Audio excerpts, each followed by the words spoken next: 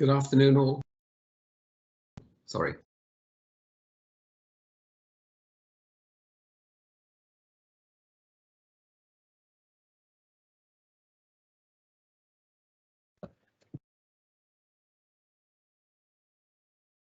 Faites l'appel, s'il vous plaît, monsieur le greffier.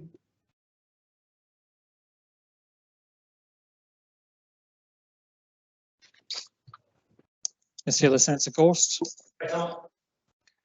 Monsieur Le Sénateur Farnham. Present. Madame Le Sénateur Ferguson. Monsieur Le Sénateur Lafondre. Madame Le Sénateur Valois. Present. Madame Le Sénateur Moore. Present. Monsieur Le Sénateur Pallet. Present. Monsieur Le Sénateur Mezek.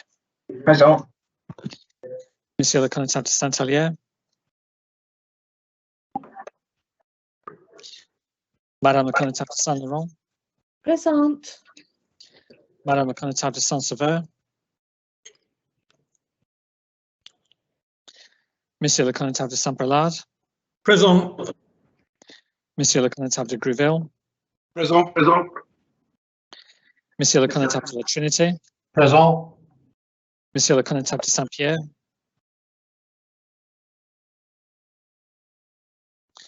Monsieur le Connétable de Sainte-Marie. Present. Monsieur le Connétable de Saint-Bon. Present. Madame le Connétable de Saint-Martin. Présent.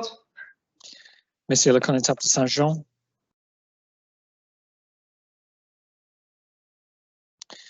Monsieur le Connétable de Saint-Clément.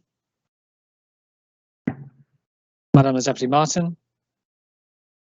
Present. Monsieur le Deputy Southern. Madame le Deputy de Grouville. Monsieur le Deputy Lewis. Présent. Monsieur le Deputy Tadier. Présent. Monsieur le Deputy Higgins. Présent. Monsieur le Deputy Masson. Madame le Deputy Pinel. Present. Monsieur le Deputy de Saint-Martin. Présent. Monsieur le Deputy de Saint-Ouen. Présent. Madame le Deputy Doublé. Present. Monsieur le Deputy Labby. Présent. Monsieur le Deputy Wickenden. Présent. Monsieur le Deputy de Sainte-Marie. Monsieur le Deputy Truscott. Présent. Monsieur le Deputy Young. Présent. Monsieur le Deputy Ash. Présent. Monsieur le Deputy Morel. So present. Monsieur le Deputy Guida. Présent. Monsieur le Deputy de Saint-Pierre. Présent. Monsieur le Deputy de la Trinité.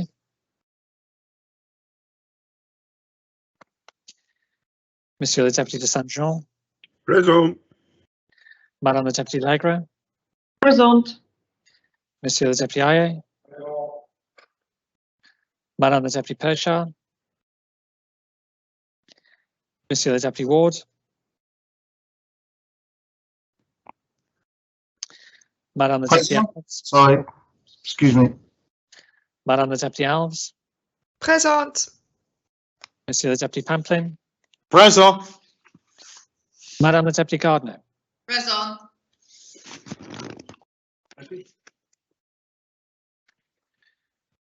Prions Dieu. Notre aide soit au nom de Dieu qui a fait le ciel et la terre. Amen. Seigneur Dieu, Père éternel et tout-puissant, qui a établi le gouvernement et la puissance de la terre, pour le règlement et pour la conduite du peuple, et que nous a commandé d'avoir toujours pour but la gloire de ton Saint-Nom. Nous te prions qu'il te plaise de donner à cette assemblée le don de conseil et de prudence, d'unir le cœur et les affections de tous ceux qui la composent, et de la conduire tellement, toi-même par ton Saint-Esprit, que toutes les délibérations étant accompagnées de ta bénédiction, réussissent au bien et au soulagement du peuple, qu'il t'a plu de commettre à leur soin. Quand nous t'en prions au nom et par le mérite de ton Fils bien-aimé Jésus-Christ, notre Seigneur, qui nous a enseigné de t'invoquer en disant: Notre Père, qui es aux cieux, ton nom soit sanctifié, ton règne vienne, ta volonté soit faite en la terre comme au ciel. Donne-nous aujourd'hui notre pain quotidien, et nous pardonne nos offenses, comme nous pardonnons à ceux que nous ont offensés. Et nous induis point en tentation, mais délivre-nous du mal, car toi, le règne, la puissance et la gloire, au siècle des siècles. Amen.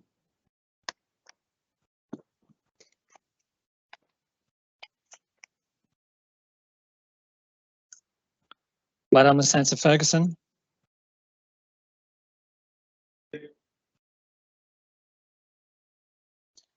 Monsieur le Connétable de Saint-Hélier.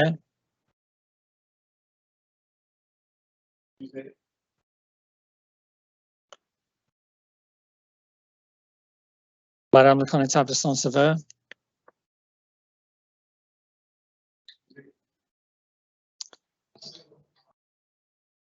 Monsieur le Connétable de Saint-Pierre.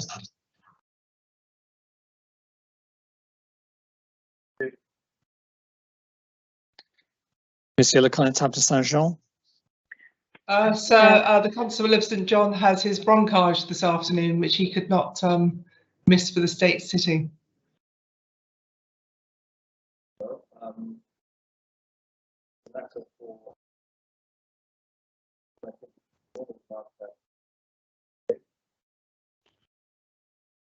You're muted, sir.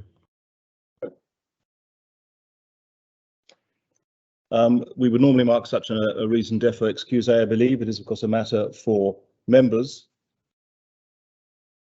I would assume, unless there's a contraindication, that we can mark the Connétable of Saint-Jean defo excuse. Monsieur le Deputy Southern. Excusez. Présent. Sorry, Deputy Southern, right, présent. Madame la Deputy de Gruville. Excusez. Monsieur le Deputy Masson. Excusez.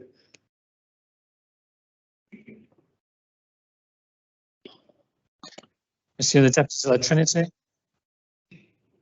Excusez. Madame la Deputy Pershaw. Deputy Pershard is absent due to parental responsibility. Parental responsibility.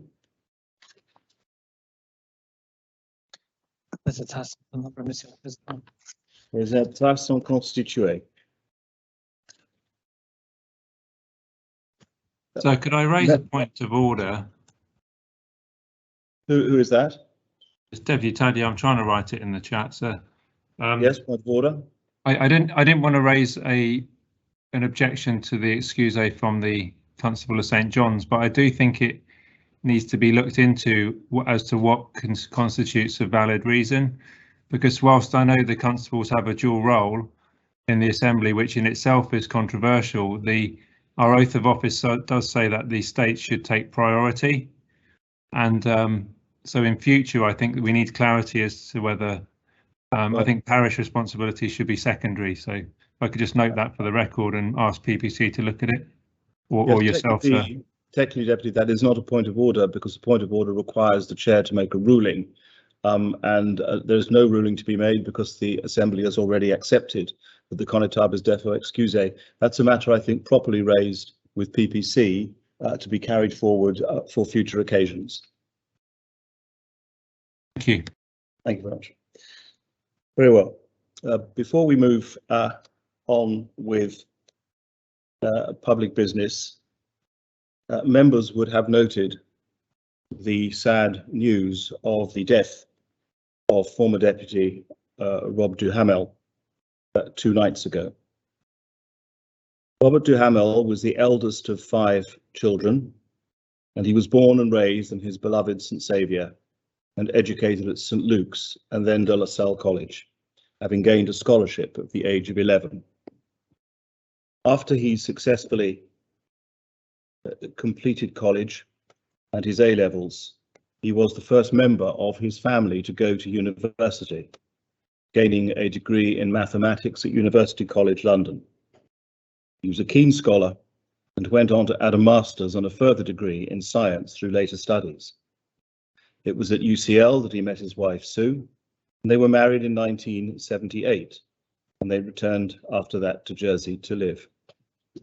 Robert worked as a self-employed computer consultant, undertaking work in the then new field of analysis and programming in the early 1980s, and he was also a private mathematics teacher.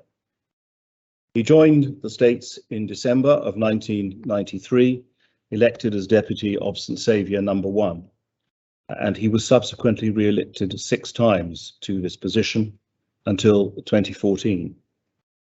During the committee system, Rob served on a variety of committees, including IDC, as it then was, telecoms, housing, public services, and shadow scrutiny. His real focus, though, was always the environment, and he was the first chairman of the Environment Scrutiny Panel from 2005 to 2008, and the first president of the Scrutiny Chairman's Committee from 2005 to 2007. He was appointed as Assistant Planning Minister to Senator Cohen in May of 2009 and took over from him in July 2011 as Minister. He will be remembered for his innovative views, particularly on green issues, campaigning strongly against the purchase of the energy from waste plant when he believed greener solutions could be found. Many people made fun at times at some of his seemingly outlandish ideas, but as time has moved on, many of his proposed initiatives have gained traction, and he can now be seen as having been at the vanguard of modern views on ecological matters. A man ahead of his time in some ways. He will be remembered for being a man of principles who was not afraid to speak his mind, and whilst this often saw him out of steps with his council and minister colleagues, his commitment to his island and its long-term future was unquestionable. He also possessed a great sense of humour and a quick wit, and his approach to Christmas greetings when he was senior deputy will be remembered by many. It was particularly memorable, in particular his homage one year to the Christmas songs of Cliff Richard. He was also a keen and expert exponent of the pun. Following his time in the States, Robert wrote a regular column in the Jersey Evening Post and regularly received plaudits for the views he expressed. A dedicated and a loving family man, he leaves behind his wife Sue, 4 children, Nicole, Emile, Simon and Dion, and 2 much adored grandchildren, and our thoughts at this time are with them. I would ask members to rise and observe a minute's silence.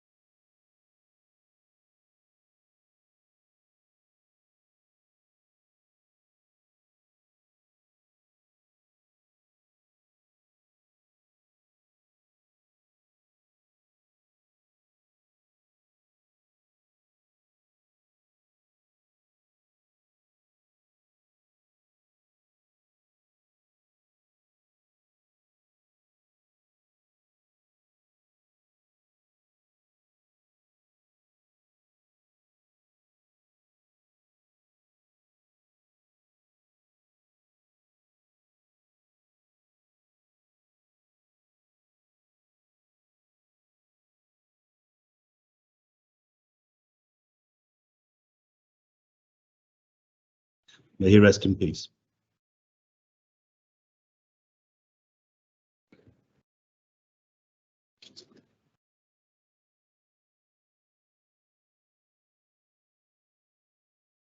We now resume the debate on the principles of P79, which we broke when we stopped yesterday evening. Deputy Ward had indicated he had not finished his speech, and therefore, following the rejection of a reference back proposition, he is entitled to continue it. Deputy Ward. Thank you, sir. I will continue as best I can. And so forgive me if I may repeat something from yesterday. It seems to be quite a gap. It's difficult to follow that as well. So my concerns over this proposition were made clear yesterday, and it's one of the reasons I brought the reference back. I remind members that there was not a clear majority in the Assembly to not have that reference back. So there's obviously doubt amongst members' minds, and I note a couple of other points that are made. One is that we have received emails overnight from an officer trying to alleviate some of those issues, which first of all, I think again highlights the lack of clarity that came with the proposition. But also from some of the replies of those, I know that they haven't alleviated the problems that were raised, and actually may have raised more. And so I remain unable to support this proposition in the way it's being produced.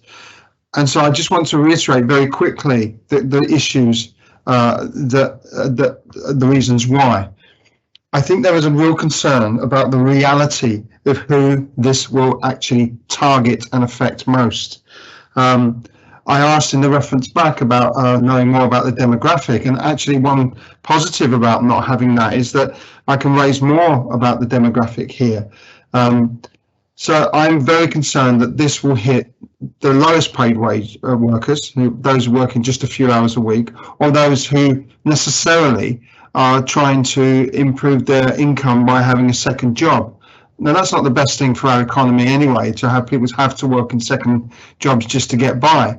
But if they do, to draw them into Social Security on those second jobs as well, simply because of the number of hours, the amount of money, which is very low, seems to be targeting those least able to pay. Or it's targeting yet again the lowest and the middle income earners in Jersey, who seem to really have a target on their back from this government in terms of taxation. And that concerns me. Now, so I recognise that in my opposition to this and my concerns in expressing this, I'm sure there will be a vociferous defence of it from government ministers, and probably some quite personal comments made, etc., etc. But I'm willing to take that on board, and I just feel so perhaps it's a good learning thing for me and toughens me up a little. So, you know, carry on. But I think we really need to address this proposition as it is. So if you have an additional weekend job, okay, and you work a living wage, you're not required to pay Social Security because when it's below 8 hours. If this goes through, you will have to pay Social Security unless your employer pays you under the minimum wage. Now, what this seems to be doing is encouraging employers to say, look, you know, you won't have to do any admin if you pay under the minimum wage or if you pay below these targets. And this could be putting exactly the type of cap on those who need it most, which is completely counterproductive for what is needed by so many people in our society. And I cannot believe that this has been thought through carefully enough and the implications have been understood. Now, so I had some conversations outside the Assembly. You know, it seemed to be said,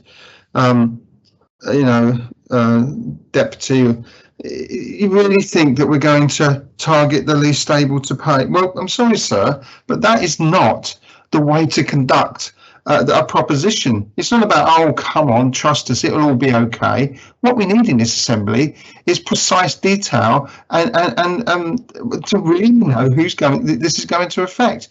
Particularly, and I mention again, and I'm sorry if I repeated, sir, but I think for once I may be forgiven, given the gap that we've had. We have a real issue with particularly hospitality and getting people to fill places. We have an issue with due to Brexit and COVID, with so many industries on this island.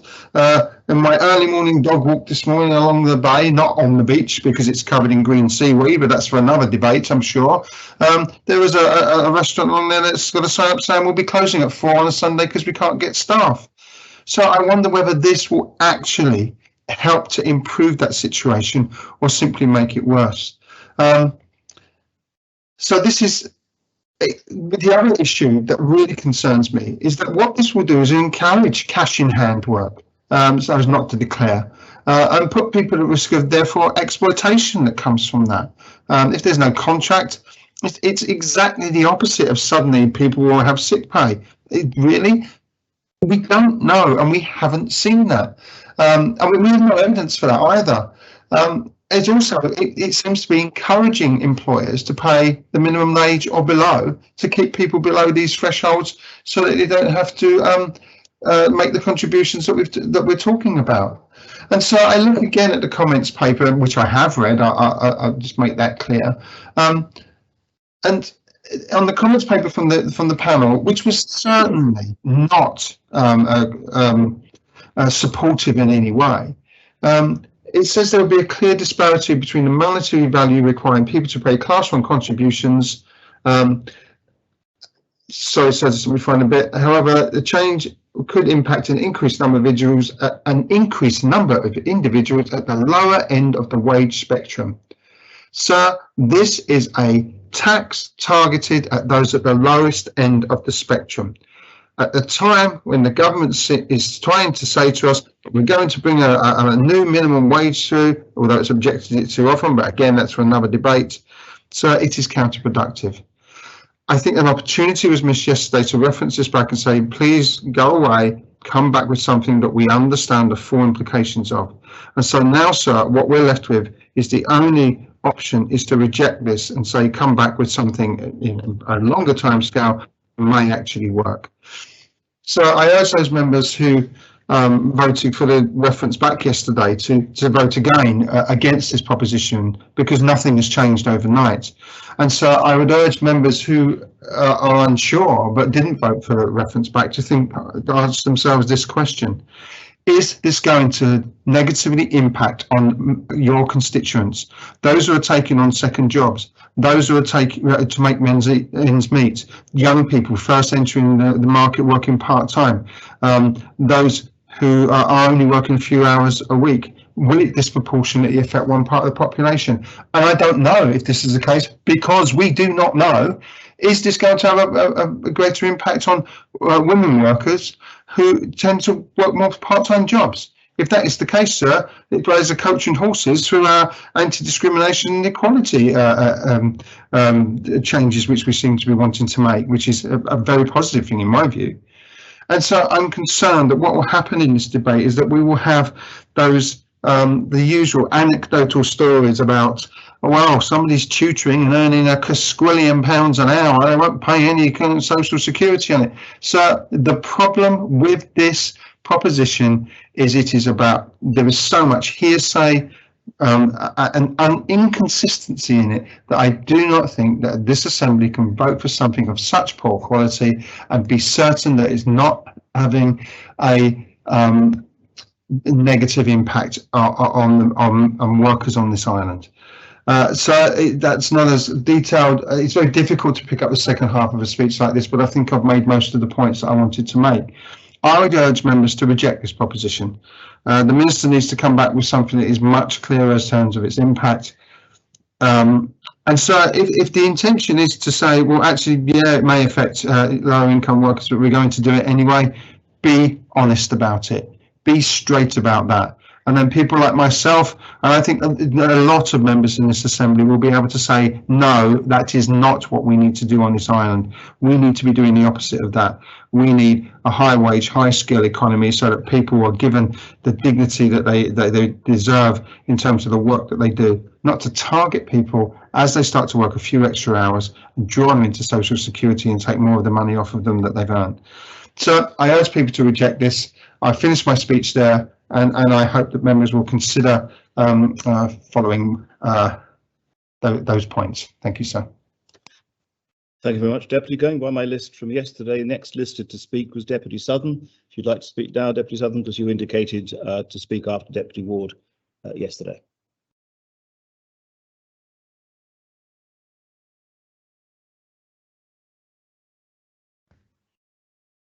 Thank you, sir. Is it now my turn to speak? Yes, I then have after you Deputy Morell and the Connétable St Mary. I thought we had them first. Oh, wait, never no, mind. I'm going by my list that I wrote down of those entitled to speak, and you asked to speak immediately after Deputy Ward. A man of dignified record keeping. Love it, love it. I wish I could do it. Right, so the issue here is we need answers and clarity to questions. Some of those questions I'll just repeat here, and I say ask, I demand that the minister tries to address them at least. So will this change bring more revenue into the Social Security fund? And if so, how much? And where will that money be coming from? The previous speaker strongly suggested, and indeed I think he met with agreement, that this was going to come out of the pockets of those people who are the least well off in our society, dependent on income support. So how much money is coming in? Unless we get a figure of that, I can't possibly vote for this proposition. Secondly, the whole thing seems to be devised for the convenience of the employer and the computer, as if a computer can't be reprogrammed to actually deal with what you want. It does not in any way, shape or form appear to have been discussed, debated, consulted on with anybody who might actually be paying some of the extra money. Why not? So I need an answer on this one as well. Has the minister consulted with Unite or other representatives of low-paid sector workers on what the impact will be with them, on them, and what impact it will mean from their point of view in terms of, oh, you say this amount, but actually I say I work out that I'll be missing, I'll be losing so much money.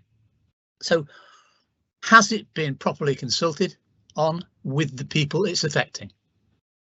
I think the answer again, I don't know, but is no. I've not seen any extensive at all consultation at all on this particular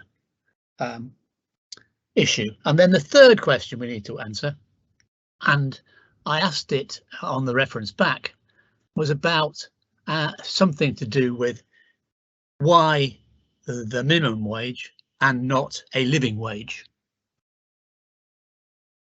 And the answer I got from the minister was confused and completely unclear. So I'd like her to readdress the issue of why not the living wage, why the minimum wage, as she sums up. So that's three areas. Okay, how much is this producing more revenue? If so, how much? Why haven't you talked? Have you talked to Unite and representatives, other representatives? And why not the living wage? I want a justification for that. Thank you, sir. Thank you very much, Deputy. Deputy Morell. Thank you, sir. And yes, thank you. And before I get going quite straight away, sir, can I just confirm, because I wasn't in the Assembly at the end of yesterday, are we still on the first reading of this paper, and will there be a second and third? Yes, this is the first reading. These are the principles. Wonderful. Thank you, sir. I was quite surprised, and I apologise to the Assembly and to Islanders. I hadn't really taken in this proposition, but when I did look at it, and I saw that we were changing from an hourly threshold, 8 hours a week, to a minimum wage, effectively a minimum earnings threshold, the thing that struck me was that the minister had chosen the minimum wage as the threshold, because by choosing that threshold, the minister has chosen to maximise the number of people who will have to pay Social Security. It is that simple. The minister could have chosen a higher threshold, £15 an hour, perhaps £20 an hour, £12 an hour, but no, the minister chose the minimum wage, which at the moment is £8.37, something like this, and will move to £9.22 next year. And so it struck me that, hold on, why is the minister trying to capture 100% of people effectively in the island, or pretty much 100% of people, And it could only be, in my mind, because you wanted to maximise earnings to the Social Security Fund, which is fine, nothing directly wrong with it. But it immediately raised alarm bells in my head, because I couldn't understand, why would the minister want to be making people who are struggling the most in the island pay more? And remember, this is also set against the fact that we do have a maximum earnings limit in terms of Social Security payments. So there is an amount you can earn beyond which, I think it's £250,000 a year, beyond which you don't pay Social Security. So there are a number of people who don't pay Social Security above on parts of their wages. And so this is also, I think it's really important to say, set against the context of the island having a massive affordability crisis, and now serious staff shortages, which are affecting our island economically, and in particular in areas like hospitality and the retail sectors, which are, by coincidence, those areas which are more likely to pay the lower wages. And so, from my perspective as someone who likes to question things, I immediately wanted to understand, okay, how will this new system affect not just low-income families, but very much those families who are really just working extremely hard. They're above, particularly those families who are above the income support levels, but are still, because Jersey is an incredibly expensive place to live, struggling to make ends meet. And because it's those families where often one of the parents, if they have children, is working the 8 hours a week, free of Social Security, just to top up the family wage. And I was really concerned about those people, because I know how hard they work, and I know that they are not swanning around in limousines and, you know, very wealthy places and eating at restaurants. They're just struggling to get by. They get no help because they're above the income support limits. And so this ability to work without paying Social Security is really important to them. And over the years, I've had many conversations with people who do a particular job for 8 hours a week, precisely because they're not paying Social Security on it. It helps them. It makes it worthwhile doing that job.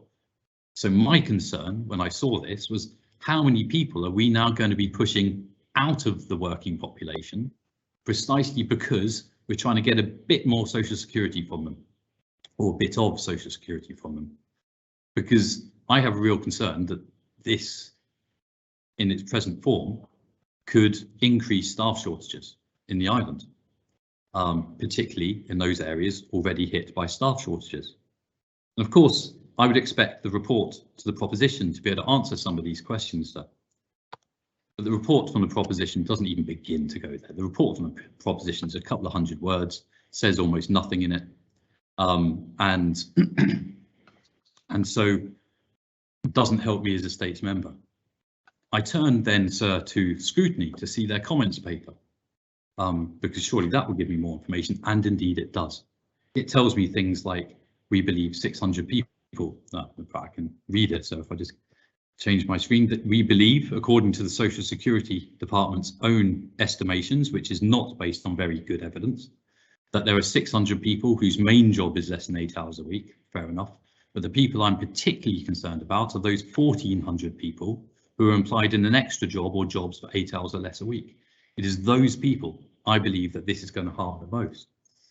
And it really concerns me that the Social Security Department, when writing their report, don't even talk about it.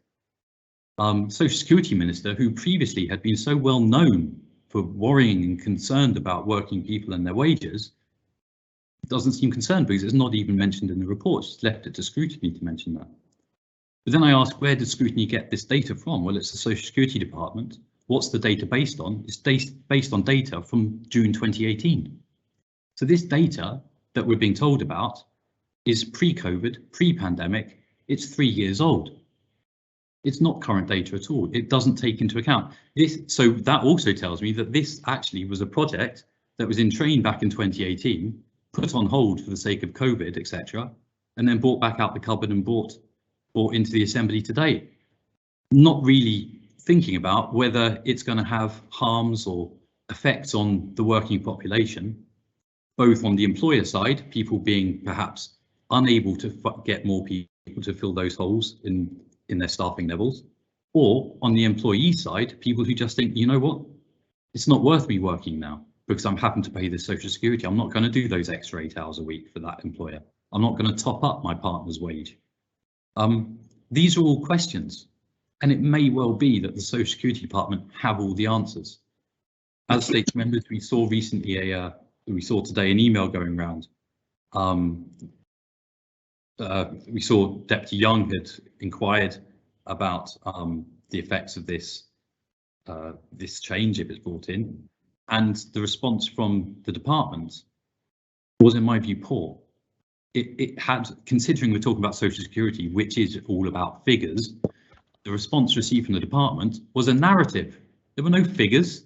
It was a narrative of carefully crafted examples of people who won't be affected by this. It doesn't talk about people who will be affected by it. I, as a state's member, who is concerned about Middle Jersey, who is concerned about people who are just trying to get by in this island on their own 2 feet, who aren't picking up income support, who aren't supported by the state in any way, but who work incredibly hard and just try to get by and do their best for their children and their families. There's nothing here to tell me how much extra they're going to be paying. Nothing. It's just a silence. As far as I can see from this very tiny report to the proposition, there's been no consultation with people. I don't think, in the same way that I hadn't really spotted this proposition, I don't think anyone out there knows about this. So, sir, I am not, and this is why I asked at the very beginning, is this the principles? I'm not against the principle here. What I am concerned about is the threshold that is being set, that the minister has just jumped for the minimum wage, because it's an easy threshold from her perspective and it captures the maximum number of people possible. To me, if you have a paucity of data, which it's clear the department does, you should therefore take a conservative approach. So you would say, right, we're not going to go for minimum wage because that's going to capture everybody, and those who are struggling will be hit harder. We'll set it at a more conservative £15 an hour, or even £12 an hour, something which gives people wiggle room. But there's been none of that. It's just been straight down to the minimum wage as the threshold. So, sir, I am able to vote for the principles because I am not against the principles. I am against the lack of data, the lack of consultation, and the vacuum of information that the department seems to be bringing these regulations into law with. They're working on a complete lack of evidence. But what I will be doing is asking that very strongly that scrutiny call this in. It's they've done a comments paper, that's fine, but the comments paper doesn't look at everything in the round. They need to be finding out what will people be paying if they're earning £15 an hour. I mean, I was just looking, someone who's earning £12.25 an hour, that's £100 a week. They will now be losing £6.50 thereabouts of that £100 a week. So their wage will go down to £94. Of course, they'll also have to pay tax on that, because if they're topping up the family wages, they will be having to pay tax on that as well. So they're going to be looking at perhaps £80 a week, and they'll think, you know what, it's not worth it. I'll stay with my children, and we lose somebody else from the labour force. So, sir, I have real concerns. I can vote for the principles.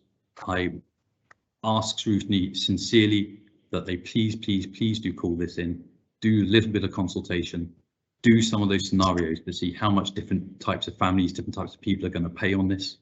So we as a state assembly can vote on the articles and the level of that minimum earnings element. So we can vote on, we can bring an amendment to say £15 an hour is where the minimum earning is going to be, or however it works. Because I think that information is missing, and nothing, in my view, should be brought to the Assembly with such vital information missing. The Minister has missed that, and I think it's really sad that that's the case. So, sir, yes, I call on the Health and Social Services Scrutiny Panel to please call this in. Thank you, sir. Very much. Well, Conor St Mary. Thank you, sir. There is another problem here, regardless of this proposition's intentions. Not only are employees who work for 8 hours now, soon to be 7 hours, who are unwilling to do the work unless they are paid cash. These people are probably uninsured. How would they know? Are they able to get proof of this? And what is the penalty for an employer who employs someone for 8 hours or less who does not have that person insured for accident during work? That is far more important at this stage as an issue. Thank you, sir. Thank you very much, Maitab. And Deputy Tadier. Thank you, sir. First of all, I think this should be a wake-up call for the Social Security Minister, who I know shares at heart many of the same concerns that are being put forward by a broad cross-section of the Assembly. And I know because I worked with her on scrutiny, I think it was on the affordable housing panel, on one of those related areas. And I know she understands the issues for low income families and the fact that many families in Jersey are on a marginal distance who may well be on income support, for example, who may well be in social housing, who are often in full-time work but are still struggling to get by. And small changes in their allowances or in their what they have to pay in taxation, or indeed in this case in social security contributions, can make a very big difference in terms of their day-to-day living and providing for their families. And that's why I think I would be wary as a minister, if I were one, to put forward something where so many objections are being valid objections, and where there's clearly a great deal of concern and a lack of consensus for a policy which doesn't seem that urgent. Now, Deputy Southern asked, is this done to raise money for the Social Security Fund? Is that the main driver here? And if so, can we see the detail about who's going to be affected? A number of members have asked that, including the Assistant Minister for Economic Development, no less, who has raised serious concerns, and I know who retains his independence of thought and who is also concerned about not just detail, but how people will be affected on the ground and how those living on low income will be affected.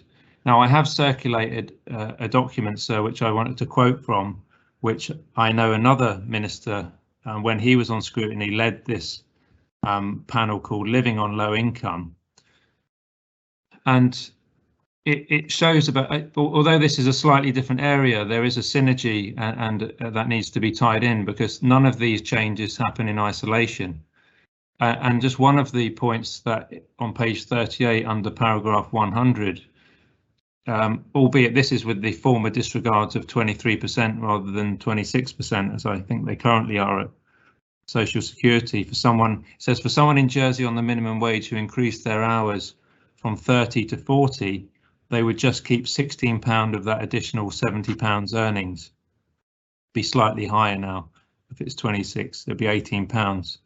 So that they'd just be keeping £1.80 an hour on that. And it's showing again how marginal it is for people, even people who want to try and get out of the benefits trap, which is a theme of this scrutiny report. It talks about how difficult it is to do that. Now, interestingly, one of the recommendations, the final recommendation, I think, certainly recommendation paragraph 110, it talks about introducing an annual earnings allowance, which does not affect income support entitlement, which we don't currently have. So, as I've said, if you're on a low income and you go out and do an additional 7-8 hours in paid work, the vast majority of that is clawed back from you, even though you might only literally be doing 7 or 8 hours a week. And as Deputy Morell said, and maybe others, is that where is the incentive to go out there and better yourself if the vast majority is going to be clawed back? And on top of that, of course, you've got all the bureaucracy of dealing with a department, which is, I think, very well intentioned, but is becoming increasingly bureaucratic and faceless. And people simply will think, actually, I don't think I want to go out there and earn this little bit of extra money to be a few pounds better. Was it 16, 18 pounds better off a week for doing an extra 10 hours just to engage with this behemoth of a department? And as I get older, sir, I think I'm becoming slightly less ideological and dogmatic, although my core values remain unchanged, and I'm more interested in outcomes.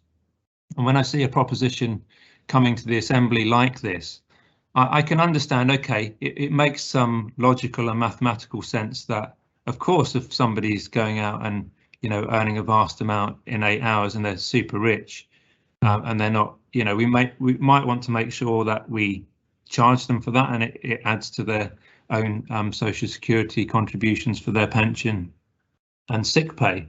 But we know the reality of it is that those who are working a few hours here, a few hours there, tend to be, by and large, in the vast majority, in the lower quartile of income in Jersey.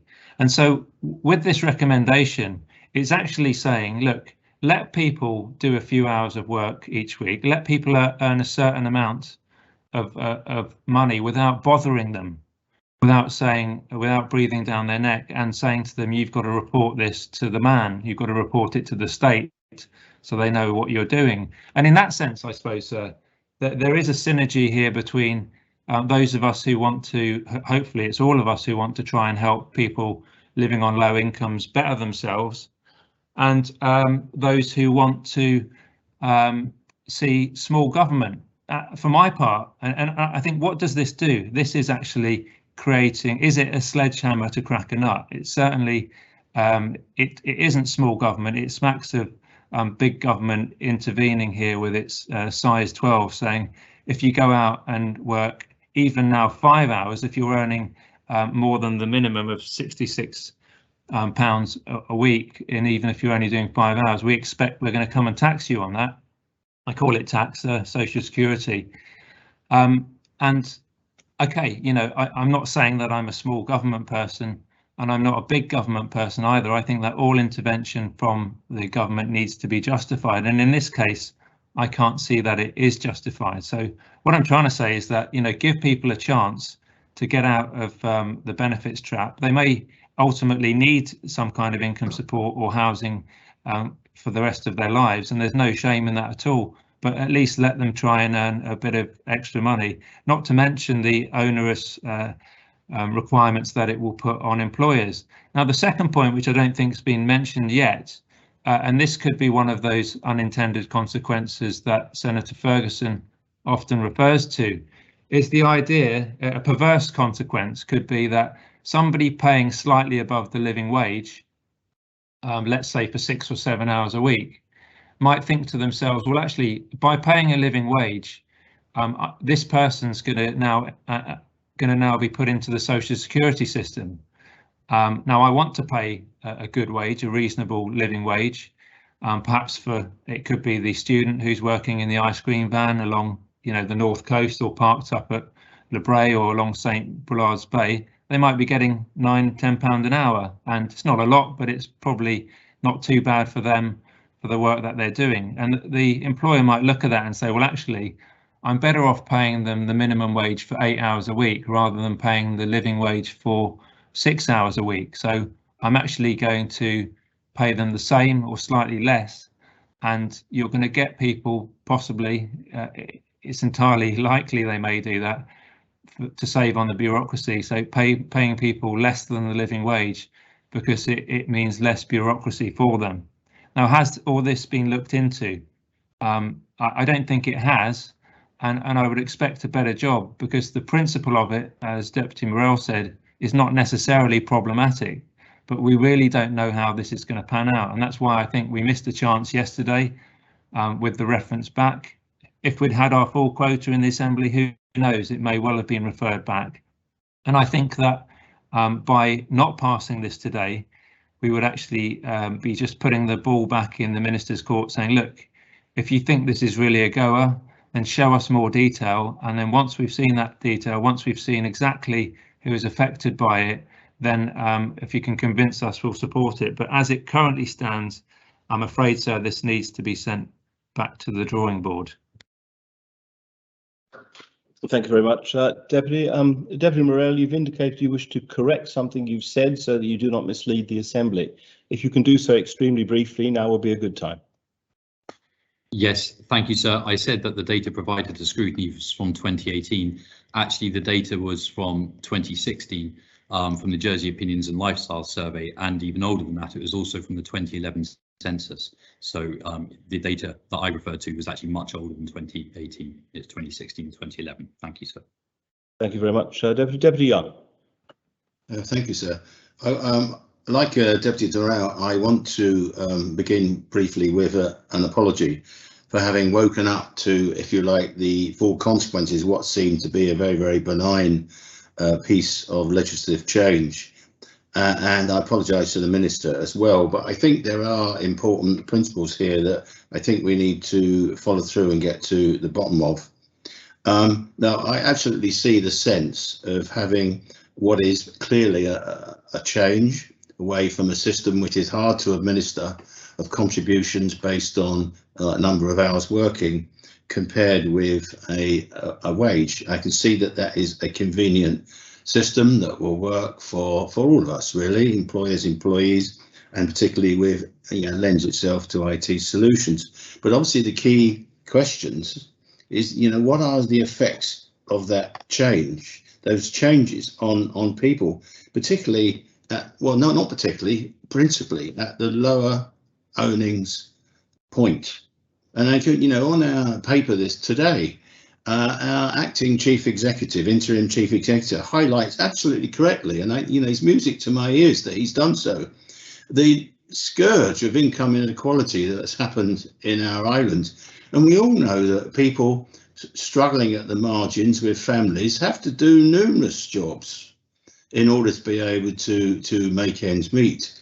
And of course, in the time of high inflation, it gets even worse with the effects on rentals. So it really is a crucial thing, this issue about what is the effect on low income people of the change. Now, of course, what we got the comments of on that, which indicates that is absolutely so.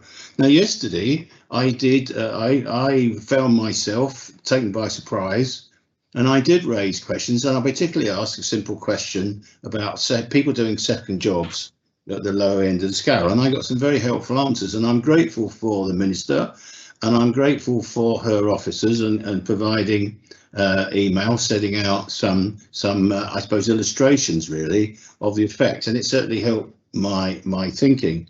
And initially, of course, I thought, well, this should be okay, but then as one starts to ferret in the detail and you look at the small print, this issue about where the intention is to set this new threshold seems to me very important. As I understand it, of course, it's not in the regulation itself, so I think that may provide us a way out when it comes to voting. The intention is to set that threshold equivalent to the minimum wage. And so what we're told is that at the minimum wage, it means that in effect that anybody working 7 hours, more than 7 hours, would have to pay contributions, where at the moment their exemptive is 8. So that's clearly, so therefore, the what the proposals, what the answers said was, well, anybody that's working 7 hours, it won't affect them. And then I have to say I didn't understand this. It says Saturday morning jobs in cafe or bars not affected. It says because they work less than hours. Oh yes, of course it does. I've got the answer here. I've answered myself. It's a Saturday morning job. Presumably if it's a Saturday all day job, then it could be more than 8 hours. And then pensioner working in a shop. And of course, pensioners one of my concerns is that we have got a lot of people on low pensions, because the current social security rules require people to work 45 years continuously to secure a full pension, and the majority do not. And so we have a lot of small pensions. And of course, if they do choose to work, which is, I think, a very, very good thing for all sorts of reasons, quality of life, keeping people active and so on, what it says is that they won't be affected, and this is right, and I'm pleased about that they don't pay contributions. I think, if I'm right, the employers pay a contribution on people over pensionable age working. I'm hoping I'm right, because that seems to be entirely right. And then, of course, self-employed cleaners, gardeners, carpenters, decorators are not affected because they're self-employed. But of course, I do know that the self-employed contributions are hugely expensive anyway. So where I lead to is, well, what are the new rules of this new arrangement? Because the arrangement in principle seems a good one if you get the threshold right and it's structured right. So when the first issues, I would certainly be asking the minister when the minister does the order, because the order, what the regulations say is that if this is approved today, there will be an order in November, and that will be set after the minimum wage debate. And my issue is, why should this be the minimum wage, and why shouldn't it be the living wage? At least the living wage. I mean, and then I looked at where the threshold might be set, and the note that we all had circulated says employers would want the threshold as high as possible so they don't pay contributions and they don't have to do the paperwork. But the individual is expected to pay them, because we're all expected to pay 12.5%. So I asked the question, well, why, if you've got somebody being paid between the minimum wage and the living wage, why should the employee, if I got it right, why should the employee pay and not the employer? It seems to be almost the other way round. That if employers are employing people on very low wages below living wage, isn't it right that the employee doesn't pay the contributions, but the employer does? And of course, over living wage, then everybody should. It seems to be there's a principle there.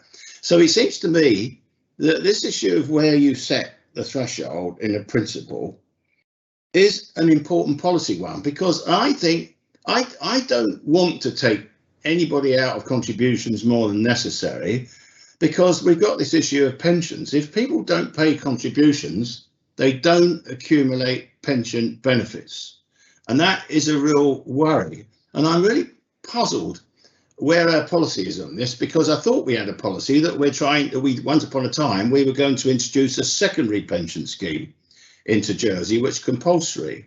But here we have a situation where we're dealing with a policy about contributions effectively to a primary pension scheme, which seems to be a fundamental of civilized society. So I think looking at the regulation, it's a very, very simple regulation. It just really says, well, let's have a minimum earnings threshold on class 1. And I think the issues, what I'd like to hear from the minister, would the minister be prepared, if this is to actually look at the order and consider the issues raised about the relevance to the living wage and the balance between employee and employer contributions, would the minister be prepared to do that if this is agreed today? So I'm going to, hopefully, I hope it is a complicated matter, sir. Again, I apologise for raising these issues now, but they all come out of the answers that we have been given, or I was given, have been circulated overnight. I think there are questions of policy that I'd like to hear the minister's views on that before we have to vote on this, please. Thank you, sir. Thank you very much, Deputy. Does any other member wish to speak on the principles?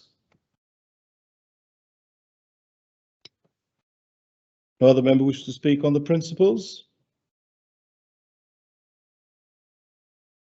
Deputy Alves. Thank you, sir. And a lot of what I was going to say has already been mentioned, but I thought as a member of the panel that I should just reiterate some of the things that have been said. The minister in her opening speech said that it will not have an effect on those on the low wages.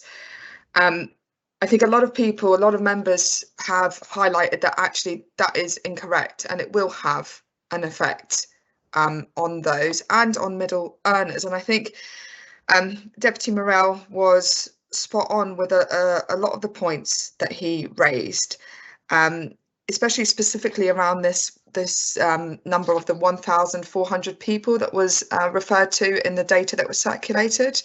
And he did mention that actually this was based on data from potentially 2016, 2011. I'd also like to make the point that that data is actually not solid, valid data. It's based on the Jersey Opinions and Lifestyle Survey, sir. So in actual fact, the department don't really know the quantity of people that this will affect. Because I mean, why would they? Why they wouldn't have that data if somebody isn't currently doing the 8 hours? Then obviously they don't need to be registered with Social Security because they won't be paying those contributions. So that number is best based on a survey of opinions from the public, and not real hard data. So the potential here is that that number could be significantly higher. Aside from the fact that obviously that's at least 5 years old, that data. So I understand that maybe the current 8 hours may not be an ideal scenario. I know that obviously that there are kind of ways of working around it. For example, somebody could be doing multiple jobs at 7 hours and not currently being eligible to pay the Social Security. But that's a different issue to this. I think that's something that needs to be tackled completely separately. If somebody is abusing the system, if you like, by doing that, and therefore is not accumulating pension contributions and Social Security contributions, then that needs to be addressed separately. This piece of legislation is almost being pitched as a kind of a minor administrative change that will make things easier for the employer, which just doesn't make any sense, sir, because every employer will have to, when they're doing the payroll, will have to collect or make a note of how many hours people are doing. So to say that to have this minimum income threshold, if you like, makes things easier, just doesn't make any sense to me, sir. One of the other points that I really wanted to raise, which has already been covered by Deputy Tadia, why is it set? And I think other members have as well. Why is it set at minimum wage? And it does inadvertently actually encourage employers to pay minimum wage. Surely we should be setting the example, sir. The government have signed up to the living wage across the board, and yet here is a piece of legislation that's kind of regulations that are coming forward that is basically encouraging employers to pay the minimum wage to avoid having to do an extra administrative task.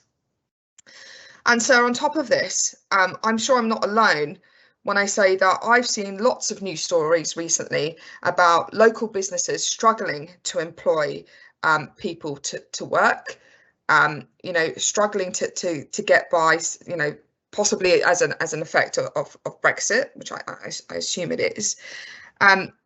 And so this surely would only damage that further, because I think, like other members have mentioned about those middle learners that are working hard, that are trying to subsidise a bit of that aren't captured in the kind of income support regime, and do almost fall through the net, but are really struggling on this island. Because I think we can all say that things like housing costs are through the roof and people are really struggling. This will affect them. These people may be considering looking at these news articles, for example, and maybe considering, oh, you know what, I might go and help out a few hours at the restaurant, or I've got friends who've got other friends who own restaurants, and they would often go in and do a few hours to help them out when they were short of staff, and this will have an adverse effect, because those people will probably turn around and consider it and go, actually, no, I won't bother helping out my mate, or I won't bother helping out that local small business that needs help, because actually I'm going to be worse off, and it's just not worth the time. So, sir, I think Deputy Morel also picked up on this. You know, why are we looking at this, and why aren't we looking at the top end of earners? You know, the people that can actually afford to contribute a little bit more, and those that probably that aren't contributing at all. I think Deputy Morel said, but I think everybody contributes, but obviously up to a certain point. So I think I'd just like to make the Assembly aware that as a member of the Social Security panel, we are intending in pulling this in, and that we have listened to people's comments and thoughts, and these things were brought up during the briefing, and we were given the data that has now been circulated to all members. So I'll end there. I just thought, as a member of the panel, that I should speak and make people aware. Thank you, sir. Thank you very much indeed, Deputy. Senator Mezek, yes, sorry, you haven't asked to speak again. I apologise. Senator Valois. Yes, thank you, sir. I'm speaking following Deputy Young's contribution to the debate, and I just want to raise one simple question with the States Assembly, and that is whether they are happy and whether they are willing to transfer the decision making around this 8 hour to the Minister, because that's effectively what these regulations are asking us to do. At the moment, the States Assembly approve the minimum wage, which means you're guaranteed that those 8 hours will be the minimum wage hourly rate at the very least. So this enables a transfer of decision making from the Assembly to a minister in terms of an order. Now, there is nothing in the report to the regulations that refers to whether there's going to be any formulaic equation that's determined to identify what that may look like. Now, this minister might determine, well, we know, for example, initially, this minister is determining that the order will be set for 2022 initially with what the minimum wage is. However, the next minister might decide that, considering where they are with regards to contributions as a whole and what the pension pot looks like, and maybe efficiency savings and getting more money in to support the Social Security Fund, that they want to lower the amount that can be earned as the minimum earnings threshold. And they would be able to do that with an order. So they wouldn't even have to seek reference back to the Assembly to determine whether that is the appropriate thing to do. So I just raised that question with the Assembly because it hasn't been mentioned yet, but Deputy Young was referring to the order, and there are many people that have mentioned the living wage, but we have to bear in mind when we pass regulations like this and we transfer this type of decision-making power, that it lays it in the hands of whichever minister that takes up the seat as Social Security Minister in the future, and they will determine what that minimum earning threshold is. And sometimes the orders don't come up in front of us as quickly as we may like to see them coming up in front of us. And although we have an ability as individual members to request that that order be removed and change that, I think it's wrong, maybe, that we would end up in a back-to-back debate all the time as an Assembly, because whoever the minister is in the future believes they know better without having any kind of guidance or formulaic equation around what the determination of that minimum earnings threshold should be, because we don't know what's going to be in the order. We don't know what that's going to look like. But at the moment, all we know is initially it's going to be set at the minimum wage for 2022 if this is passed. So I'm pleased to hear the last speaker say that scrutiny will be calling it in, because I think this has to be considered extremely carefully. And for that matter, sir, I will close my speech from there, and I hope members understand the reason why I put that question to them. Thank you very much, Senator. Deputy Doublé. Thank you, sir. I wanted to thank the panel and indeed other members for the debate that we've had, because I think, like Deputy Young and Deputy Morel, I was perhaps a bit taken in by this. and wasn't clear on some of the implications. So I'm pleased that we've had the debate at this level. And a point I wanted to raise, and I think Deputy Taddeo touched on it, and please forgive me if I'm repeating, or please let me know if I'm repeating, because my computer has been kicking me out of Teams on and off for the last half an hour. But I think Deputy Taddeo touched on the disproportionate impact that this would have on women. So I wanted to elaborate on that, because from my own experience, I know several women who work 8 hours for that reason. And the reason why it's more likely to be women who are perhaps just working those 8 hours is because, of course, caring responsibilities disproportionately fall to women. And the reason for that is often it's not just our cultural expectations that we have on women, but it's because we have a gender pay gap. So when a baby is born, a couple often makes a rational economic decision for the mother to sacrifice her career. So women will be more affected, but it's not just about money. If a woman who has become a mother and is shouldering the burden of caring responsibilities, she may want to keep up her skills in her chosen field by working a number of hours.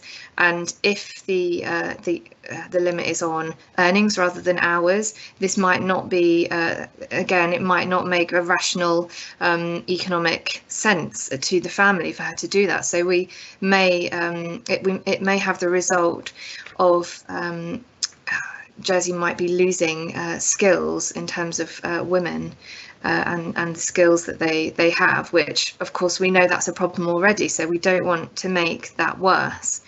Another thing that concerns me is that this disproportionately affecting women and the impact and the income that mothers, for instance, might be bringing in, will also disproportionately affect children, because the research shows that when additional income is brought into the family made by the mother rather than the father, it is more likely to be spent, that additional income is more likely to be spent in a way that directly benefits the health and well-being of any children in the family. So that's something which I'm also seeing as a factor as well. And I do think this will affect the lower incomes and middle Jersey, because albeit it might be a small sum to us of social security, but it does make a difference to some, especially those who are balancing the massive costs of childcare. So I will be voting against this, and I want to thank the members that have raised the issues, because it's really helped my thinking today. Much. Does any other member wish to speak on the principles? No other member wishes to speak on the principles?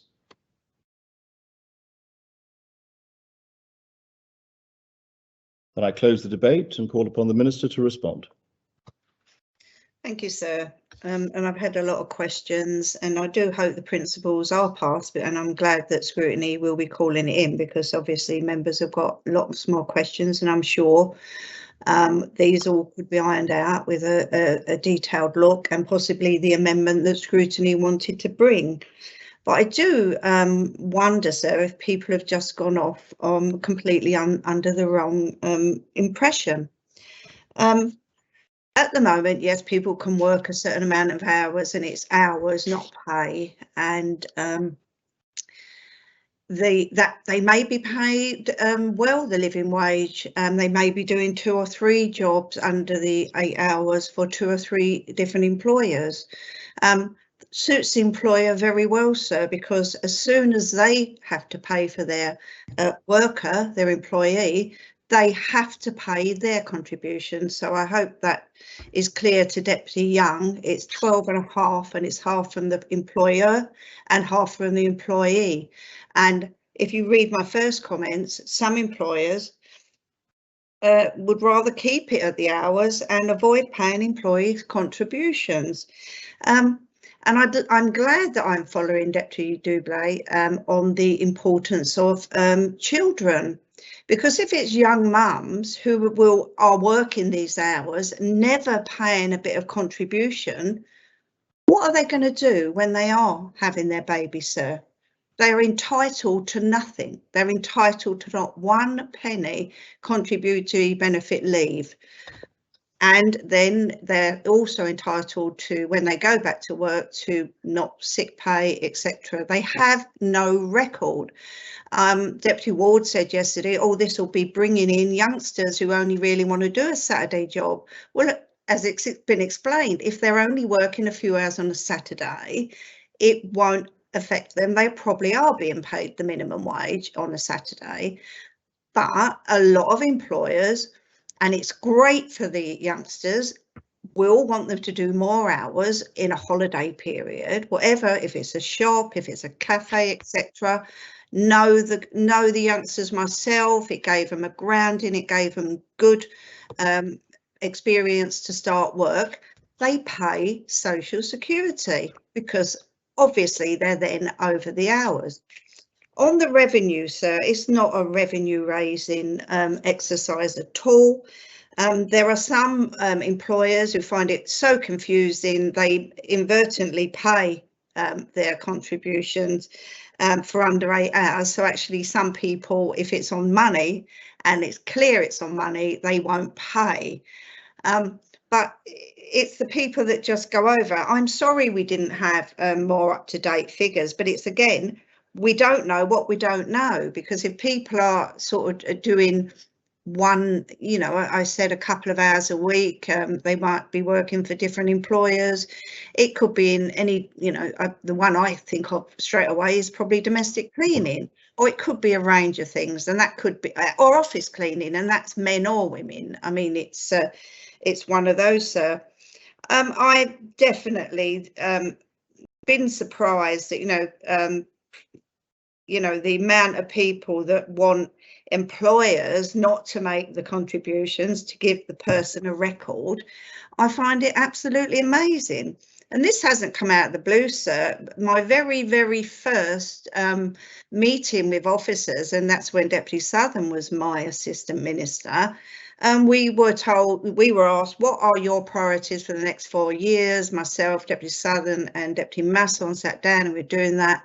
And they told us, and we were still in Cyril at the time, oh, there's a few little things that need changing over the coming years. And one was the 8-hour rule. It doesn't work particularly well. Some employees don't understand it. Some people are earning a lot of money, but sticking to the 8-hour rule and absolutely pay nothing. And from my memory, sir, the Deputy Southern said, I think that's eminently sensible, but obviously he may not remember and he may have not seen everything that's come. And all the time this has been coming, I'm saying, oh, that's a straight swap as far as we can get it. It's a straight swap. But if people, and hopefully people are being paid more, that's why they're working those hours, that they are getting paid more than the minimum wage. Now, the order, sir, I did say yesterday in the reference back, I can set the order at the living wage. It just then still keeps people out of the record. Now, yes, is it money in your pocket today? But actually you might need it tomorrow. Exactly, you might need it. And it's not when you're pensionable age, it's when you're having a baby. If you don't have a record, I know I'm repeating it, but women will be adversely affected, but not in a good way. It really, really, I'm trying to turn this on its head, sir. I'm actually, as I say, I'm glad. I hope people will support the principles because I want, and we've been informed scrutiny is going to call it in. We can have a proper, frank look at this. If they think we can amend it and, look at the fors and against of where we set the order, etc., explore the amendment that they were going to bring, etc. As I know, it's going to be called in. I really don't know. Oh, yes, I did want to address the Constable of St Mary. He said people are working 8 hours and they're not on the books and the employer doesn't have them insured. Well, again, if anyone knows of these employers, they're breaking the law, sir. And we've got officers who can go and sort that out. It shouldn't be happening. you've got the 8, and we've had lots of other different examples, Deputy Taddeo, about, you know, there should be an earnings, income support, you should let people earn, etc. Again, doesn't affect this debate, because if you're on income support and you're earning, then you do get a disregard for the monies you earn. Yes, I know it's not great. It was a few pence. We've got it up to 26, and I've put income support up for the next 2 years. So I know if even in government, it's a bit late forming itself, the people on income support will get a rise. But after that, the new minister really needs to look at some of the things Deputy Taddeo said and the disregards. But this, sir, I thought, and I'd explained it to me, we went to COM and there was hardly any questions, and I thank Deputy Young for, you know, that's why I said I'll send Deputy Young some more information. And then I thought, well, why not? We've got it here. I could have said a lot of it yesterday, but I wanted, and especially with the IT, and when we were starting, I said, send the extra information for as long as, you know, early as you can, and people can read it. This is what Social Security is for. It's to pay in to get out when you need it. It's not tax that goes in the big pots. It's Social Security. And I don't want people employed by employers who would rather not do the paperwork, would possibly rather not pay their 6.5% towards their employees' pot, getting away with anything, sir. So I probably haven't covered all the questions, but I absolutely think we've missed the point here, and people without contributions do not get any help in hard times. Thank you, sir. Well, I maintain the principles, sir. Very well. And you call for the appel, presumably in the circumstances? Oh, yes, please, sir. May I speak, sir? May There's I nothing speak, sir? There's I nothing can't notified get speak, please, out there. There is nothing notified in the chat. No, I'm yet. I've got speak. I got so far. Apologise, sir, but the minister made no attempt to answer any of my questions. The two vital ones being, does this raise support? No, I'm sorry.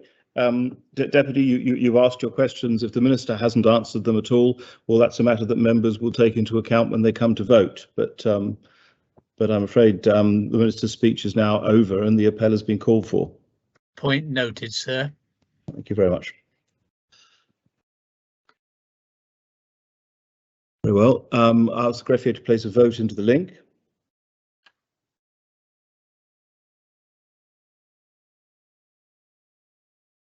And I open the voting and ask members to cast their votes. You have to take that. Contre. Yes, if you're not in the position to vote on the aren't there, then so 1 for, 1 contre. Are you able to vote, Deputy Guido, you're able to vote on the machines, are you?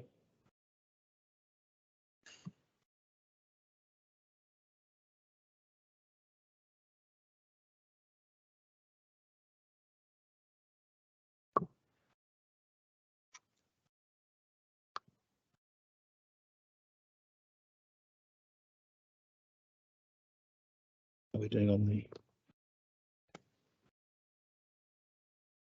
32? Got 8 away plus these 2 plus 6 in the chat. That's over 14. Over 14. Members have had the opportunity of casting their votes. Then I ask the Greffier to close the voting.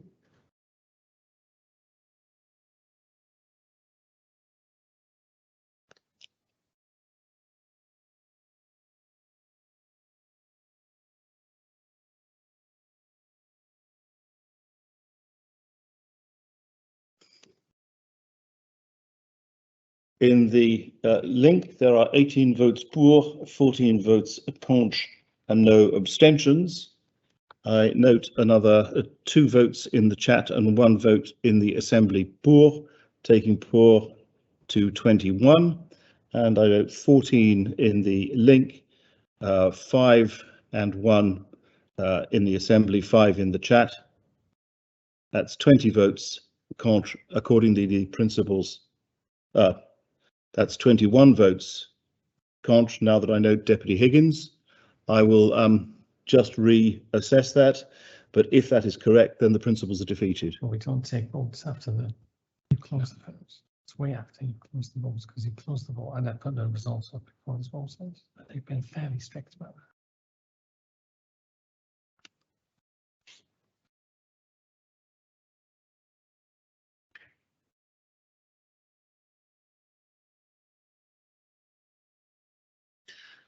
Deputy Higgins, when did you cast your vote?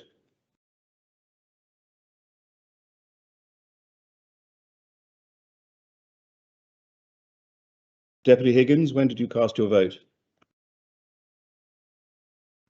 The time, sir, says 15:41. If that's helpful on the chat. No, I'm asking the deputy. Thank you. Whether he casted his vote before I had closed the voting, and it's simply taken too long to appear on the chat, or afterwards. I've asked that of members before, and they've obviously been prepared to answer. Deputy Higgins, could I ask, please, when you cast your vote?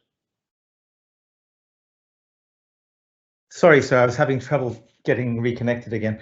I thought I did it before you closed the vote, but I can't be certain. I was fiddling with the computer trying to get a response. Had you attempted to cast your vote before I closed the voting? Yes, sir, I believe I did. Then I will accept your vote. And the Councillor St Martin's voted twice. She's voted contra in the link and contra on the chat. And the Connétable of St Martin has voted twice. So she voted contra on the chat and contra in the link.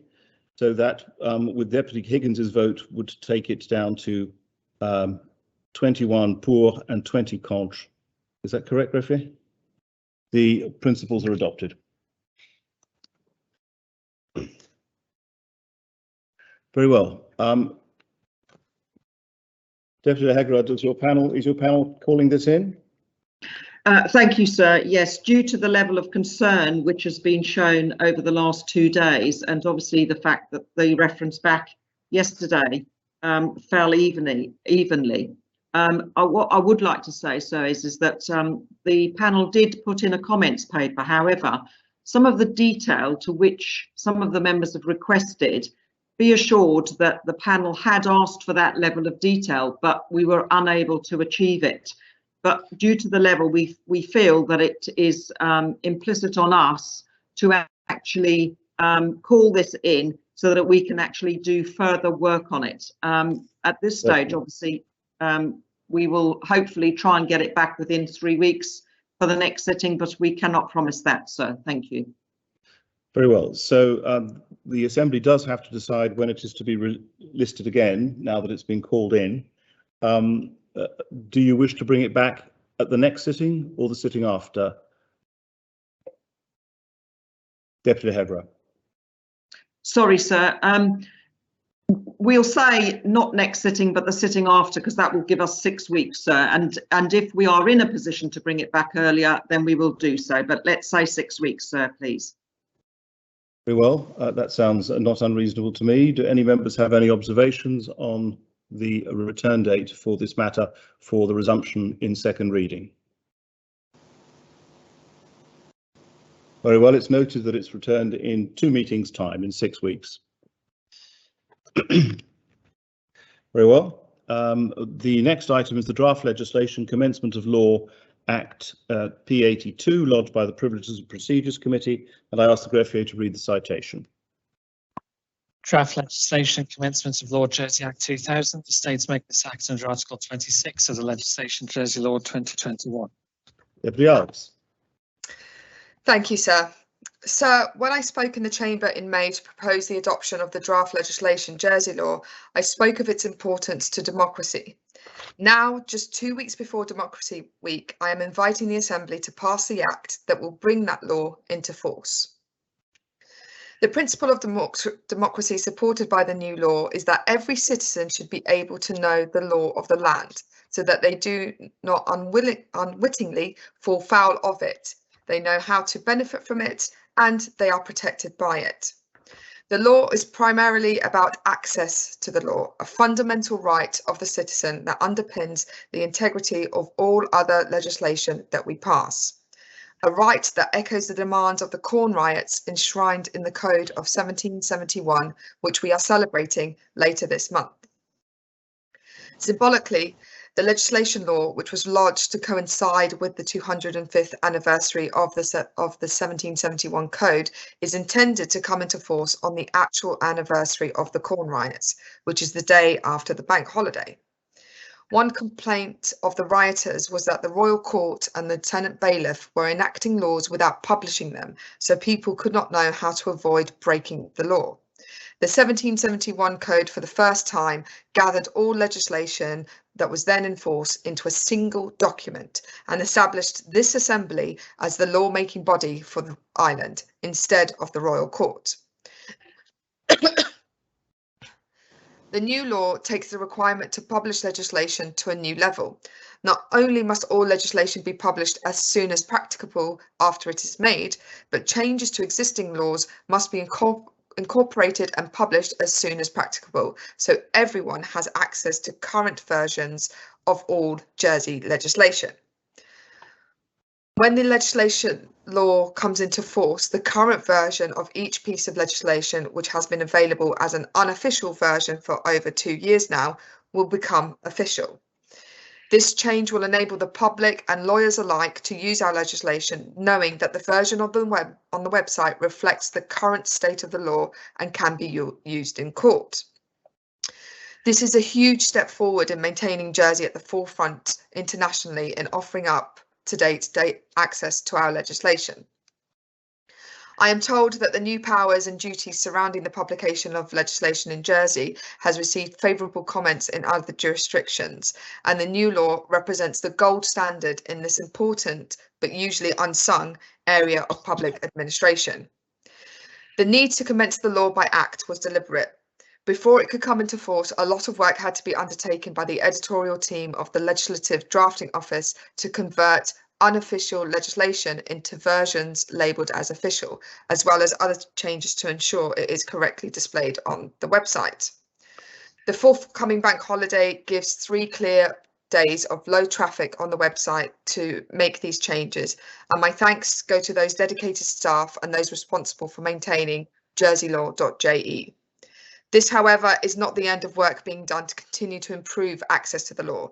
The Legislative Drafting Office, on the 250th anniversary of the 1771 Code, launched their Beyond 250 initiative, which is a pledge to continue to serve the public and legal profession alike in making Jersey legislation increasingly easy to find and navigate.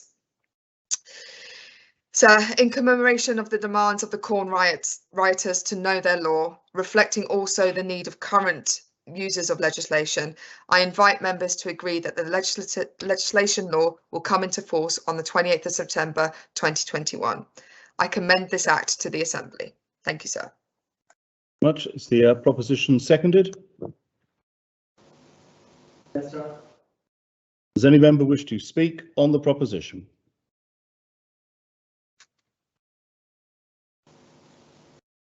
No member wishes to speak on the proposition.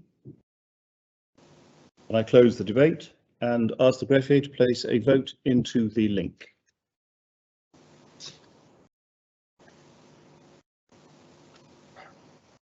I open the voting and ask members to vote.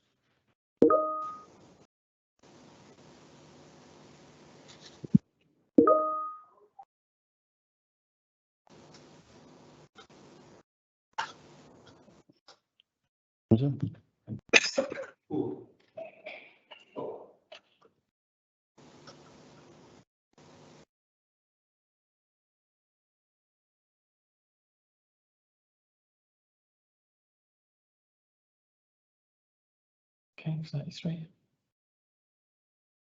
Members have had the opportunity of casting their votes.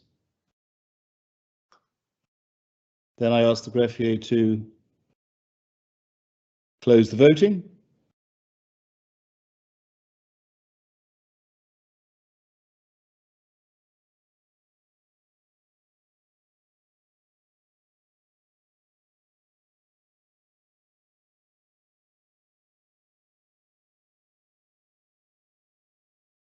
The Act has been adopted, 34 votes for, no votes contrary, no abstentions noted in the link, and a further 3 votes in the chat and 2 votes in the Assembly. Very well, that concludes public business for the meeting, and I invite the Chair of PPC to propose the arrangements of public business for future meetings. Deputy Alves. Thank you, sir. There have been no changes to the arrangement of public business from what was listed on the consolidated order paper. There are a number of items listed for the next sitting, including an hour hospital proposition. So this meeting could go on onto Thursday.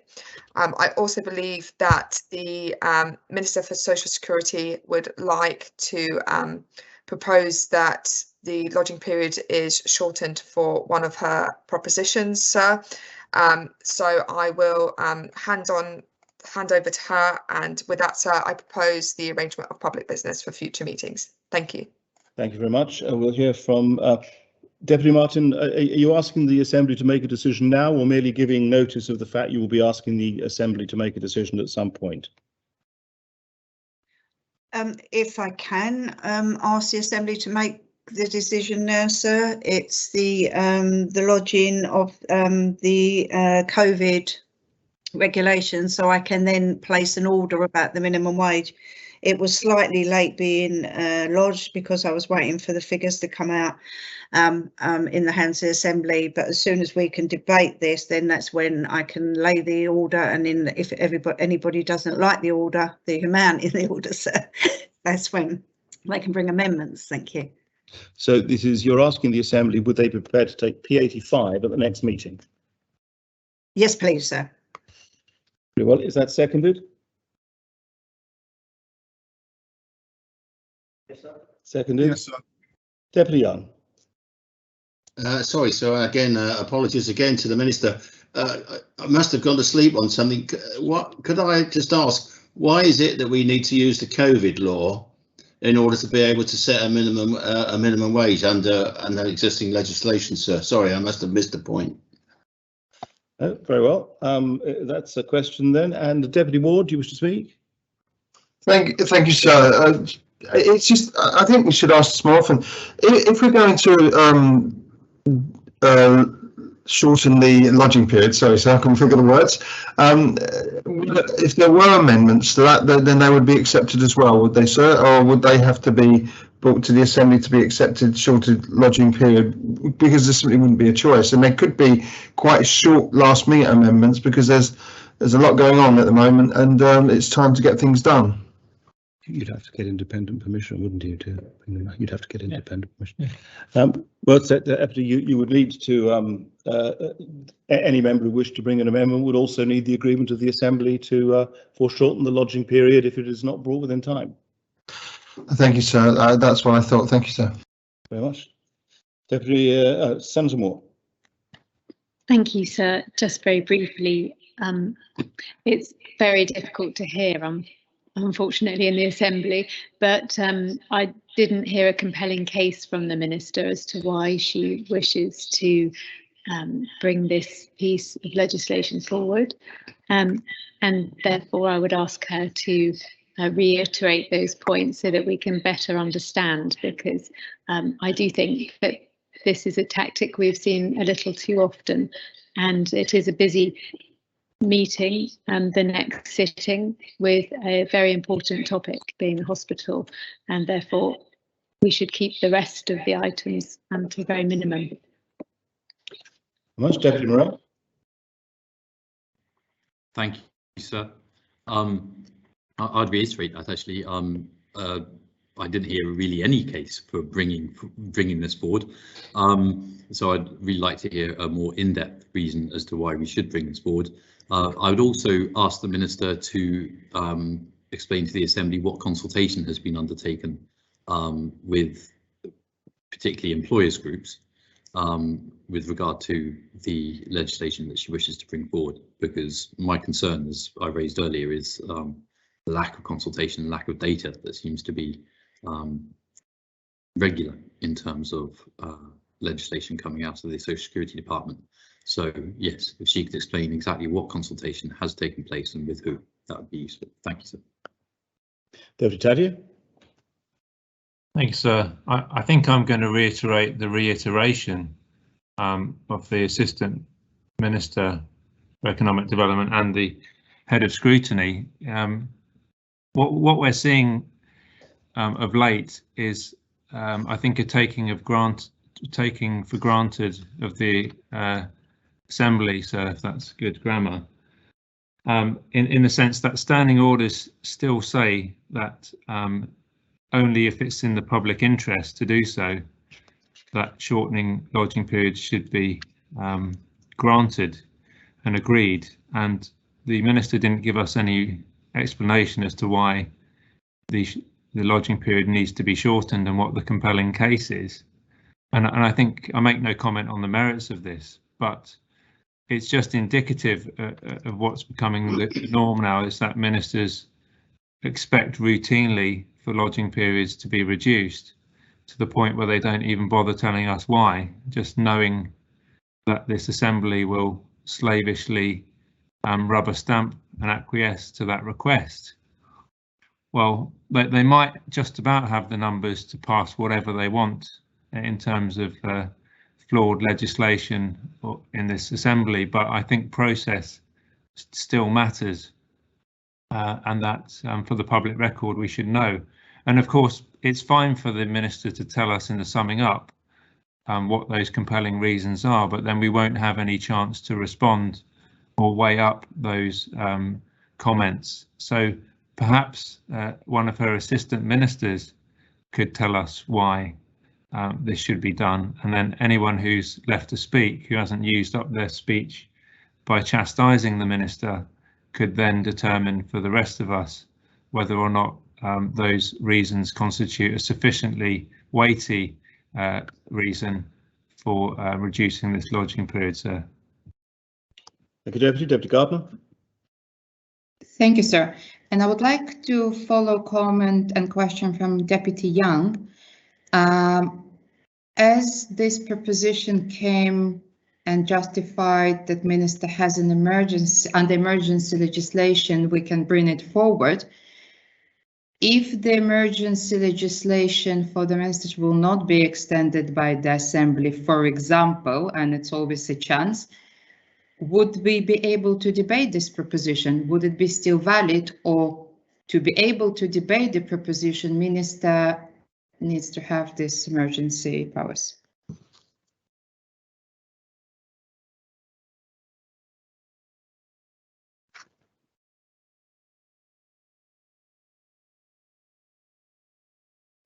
Thank you, sir. Thank you very much. Does any other member wish to speak on the proposition? No other member wishes to speak. Then I close the debate and ask the Minister to respond. Yes, sorry, sir, if I didn't explain perhaps the urgency. I'm asking to use the COVID regs to allow me for a one-off time to then lay an order that what the minimum wage will be. I would rather do it in October, because whatever the minimum wage is, the order, if people don't like it, will then need to be rescinded. And the proposal is the minimum wage comes in on the 1st of January. There has been a lot of consultation. It was done through the department. I twice wrote to states members urging them to take part in the consultation. Chamber, the unions, everybody has been consulted on this. with my officers and not the employment forum. So we didn't have time to go out to the employment forum, and it's a one-off. As I say, I'm not setting the minimum wage. It's the proposition asked me to use the COVID powers for a one-off to then lay the order. And when the order is laid, and that's why I think it should be laid earlier, sir, then if anybody wants to rescind it with a different amount, it gives the employees the employers out there who are going out at the end of sort of October time to get next year's employees a lot more notice of what the minimum wage will be, and it won't be April. The proposition says the 1st of January. So that's why it's very time for me. For me, not so much for all the employers on the island who need to advertise, maybe people not on island, but even on island, that was what it will be. So the quicker we can get this and lay the order, that's why I was hoping we'd do it in October. If the Assembly would rather wait to November and then amend the order after the debate, I think that's the 2nd or 3rd of November, once the order is laid, and we would probably debate the new minimum wage then if it was rescinded around December time. Well, I think that would be the only debate, sir. That's why I think it's urgent. Thank you. And in the public interest. Thank you very much. Ask the Secretary to place a link into the chat.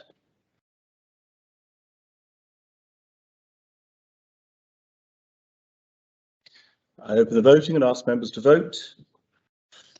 Connie Sinclair.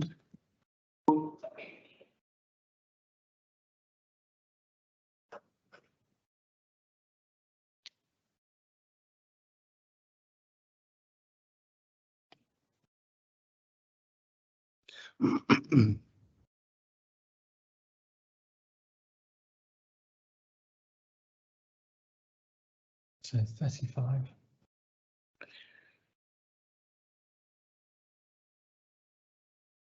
Members have had the opportunity of casting their votes.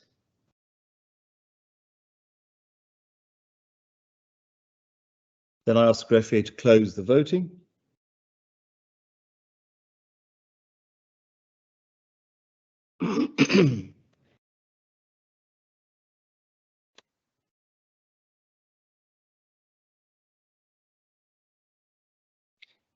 The proposition has been adopted, 28 votes for, 7 votes contra, no abstentions in the link, and a further 3 votes noted for in the chat and 1 in the Assembly. And therefore P85 will be debated on the next occasion.